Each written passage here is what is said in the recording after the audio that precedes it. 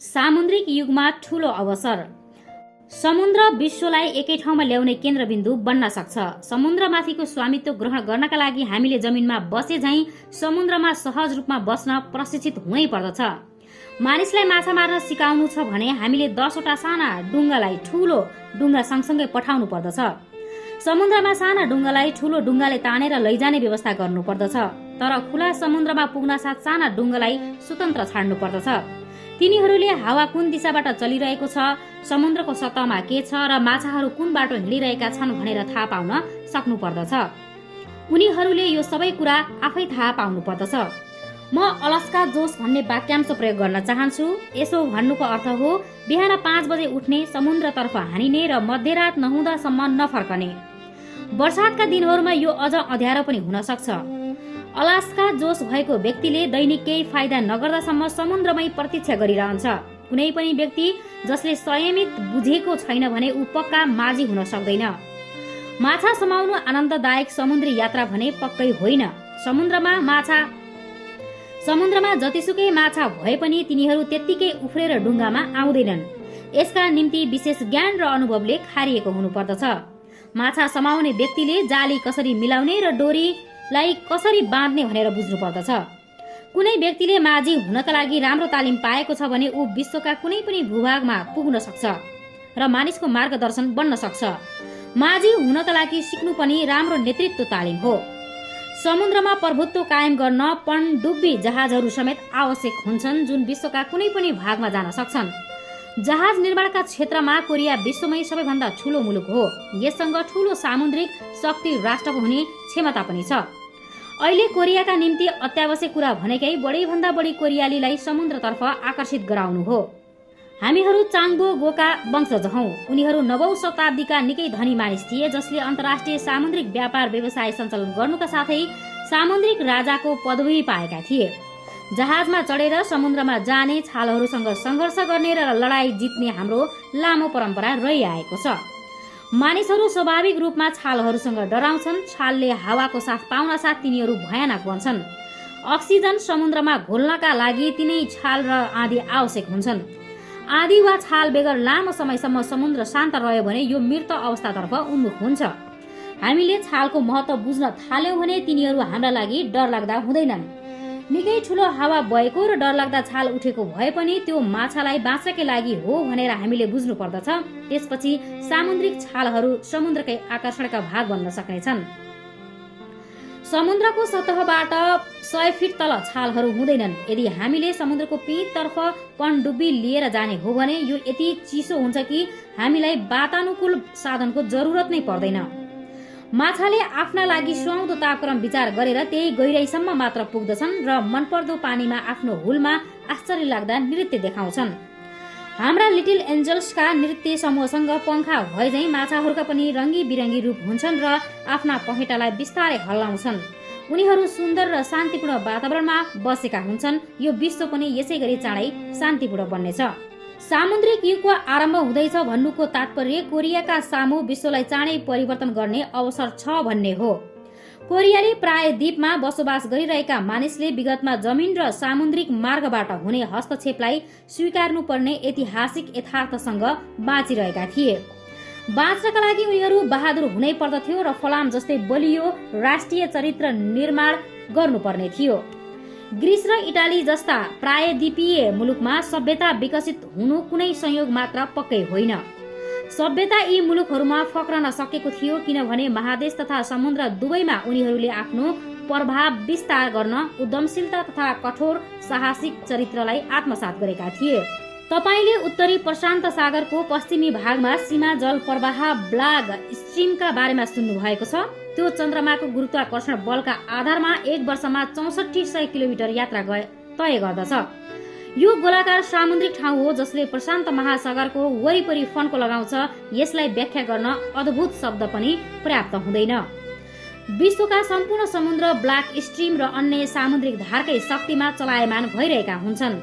यी जलाधारको अस्तित्व नहुँदो हो त पानी हलचल गर्ने थिएन र यो मृततुल्य हुने थियो। जसरी सबैभन्दा ठूला र शक्तिशाली नदीहरू अनन्ततः समुद्रमा पुग्छन्, ब्ल्याक स्ट्रिम झैं सबैभन्दा ठूला महासागरको जलाधार पनि चलायमान हुनै पर्दछ। कोरियाली जनता ब्ल्याक स्ट्रिम जस्तै हुनुपर्दछ र सम्पूर्ण विश्वलाई प्रभावित गर्ने गरी शान्तिप्रिय संस्कृतिको प्रवाह गराउन भूमिका खेल्नुपर्दछ। हामीहरू विश्वका सामर्थ्यको स्रोत बन्नुपर्दछ, यस्तो ठाउँ जहाँ जीवनका सबै पक्षलाई शान्तिपूर्ण एकताद्वारा एकै ठाउँमा ल्याउनु पर्दछ। मैले कोरियाको दक्षिणी तटीय क्षेत्रको धेरै पटक भ्रमण गरेर प्रशान्त महासागरीय सभ्यताको केन्द्र हुन सक्ने स्थानको पहिचान गर्ने प्रयत्न गरेको थिएँ र इयोस र सन्चियोन त्यस कामका लागि सर्वोत्कृष्ट हुने विश्वास छ। इयोसुको तटबाट देखिने समुद्र ऐना जस्तै शान्त र सफा छ। यो त्यही ठाउँ हो जहाँ एडमिरल ई सन सिनले 1600 शताब्दीमा जापानीहरूलाई नराम्रो हार बेहोर्न बाध्य पारेका थिए र यही ठाउँमा उनको मृत्यु पनि भएको थियो। इयोसुसँग सामुद्रिक लडाईँको विख्यात इतिहास जोडिएको छ र यही ठाउँले योङनाम र हुनाम क्षेत्रलाई पनि छुन्छ। यो ठाउँ माउन्ट जिरीको आधारको अन्त्य पनि हो, जहाँ कोरियाली युद्धपछि वामपन्थी र दक्षिणपन्थी बीच संघर्ष पनि भएको थियो। यस अर्थमा यो भूमि हाम्रा जनताको पीडाले भिजेको छ। नर्कटका लागि प्रसिद्ध सन्चियोन खाडीमा सुन्दर र विश्व प्रसिद्ध तटीय क्षेत्र छ। चम्किलो सफा पानी रहेको तटीय क्षेत्रको समुद्रमा हामीले धेरै थरीका माछा पाउन सक्छौं। तटीय क्षेत्रको शान्त पानीमा सामुद्रिक जीव र सामुद्रिक लेउ पाउन सकिन्छ।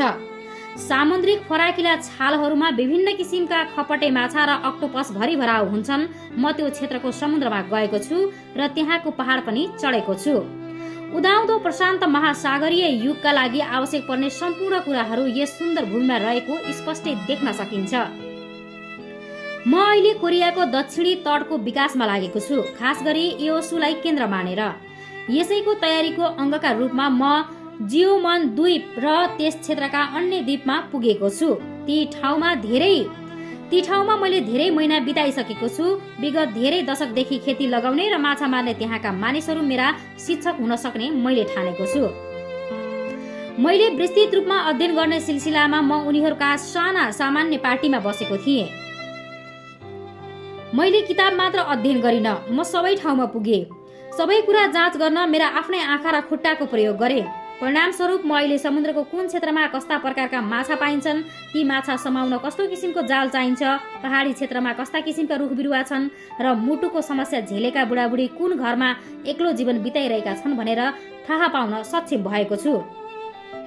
दक्षिणी तटीय क्षेत्रको अध्ययन सकेपछि एक दिन मैले गाउँका प्रमुखसँग भेट गरे। मलाई सहयोग गरिरहेका मेयरलाई मैले हवाई जहाजमा राखेर अलास्का लगे।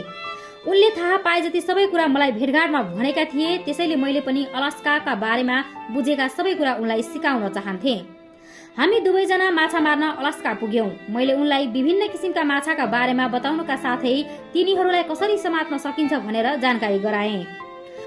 मैले कुनै कुराका बारेमा सामान्य जानकारी पाउन साथ अरूसँग साटासाट नगरी म चुप लागेर बस्न सक्दिन। इयोसुलाई विकसित गर्ने अभियानको थालनी हुन साथ सन् 2012मा आयोजना गर्न लागि अन्तर्राष्ट्रिय सामुद्रिक प्रदर्शनीका लागि यो ठाउँलाई प्रदर्शनी स्थलका रूपमा छनौट गरियो। ओलम्पिक खेलकुद र विश्वकप फुटबलको आयोजनासँगै अन्तर्राष्ट्रिय प्रदर्शनी पनि विश्व स्तरको तेस्रो ठूलो उत्सव हुने गर्दछ। इयोसुमा 6 महिनासम्म आयोजना हुने एक्सपो 2012का क्रममा अन्तर्राष्ट्रिय प्रदर्शनी ब्युरोसँग आबद्ध 154 सदस्य मुलुकले आफ्ना मुलुकसँग सम्बन्ध विभिन्न किसिमका प्रदर्शनीहरू गर्नेछन्। यसले विश्वकै ध्यान इयोसुतर्फ केन्द्रित गर्नेछ र विकसित मुलुकका प्रविधि र संस्कृति इयोसुमा प्रवाहित हुनेछन्। तपाईले वर्षातको मौसममा आकाशमा हेर्दा निकै तीव्र वेगका साथ बादल उडेको कहिले देख्नु भएको छ? बादल र हावाको मिलन हुनासाथ तिनीहरू पहाड र समुद्रतर्फ दौडन थाल्छन्। अहिले हिचकिचाउने समय पक्कै होइन। ती बादलकै शैलीमा स्वर्गीय सौभाग्यले विश्वलाई नै इयोसु र कोरियाली प्रायद्वीपतर्फ प्रवाह गरिरहेको छ। दक्षिणी तटीय क्षेत्रका सबै द्वीपहरूलाई पुलहरूले जोड्ने मेरो योजना छ र त्यहाँ निर्माण हुने भाडाका घरमा डुङ्गा मन पराउने विश्वभरका मानिस भेला हुन र बस्न सक्छन्। यी रिसोर्टका रूपमा केवल मनोरञ्जनका लागि हुने छैनन्। अमेरिकी, जर्मन, जापानी, ब्राजिल र अफ्रिकी सबै यहाँ आउन सक्छन्। उनीहरू माछा समात्न भिन्न भिन्न डुङ्गा लिएर समुद्रमा जान सक्छन्, तर फर्किएर उनीहरू एकै छानामुनि बसुन् भन्ने मेरो चाहना छ, ताकि मानव जाति एउटै परिवार हो भन्ने देखाउन सकियोस्। सामुद्रिक युग उड्डयन विज्ञान र अन्तरिक्ष यात्राको युग पनि हुनेछ। उड्डयन क्षेत्रमा राम्रोसँग विकसित प्रविधि हासिल गर्ने अपरिहार्य समय आइसकेको छ। अहिले आरम्भ नगरे अन्तरिक्ष उद्योग स्थापना गर्न कोरियाका निम्ति निकै ढिला हुनेछ। यही कारण मैले क्योङ्गी प्रान्तको गिम्पोमा उड्डयन औद्योगिक पार्क स्थापनाका लागि तयारी गरिरहेको छु। सिकोर्सी जस्तै विश्व प्रसिद्ध राम्रा हेलिकप्टर उत्पादन गर्ने मेरो योजना छ। चाँडै त्यस्तो दिन पनि आउँदैछ कोरियाको थेइगुक चिन्ह अंकित हेलिकप्टर विश्वभरका आकाशमा उड्नेछन्। थेइगुक भन्नाले कोरियाली झण्डामा रहेको यिन र याङ चिन्ह हुन्।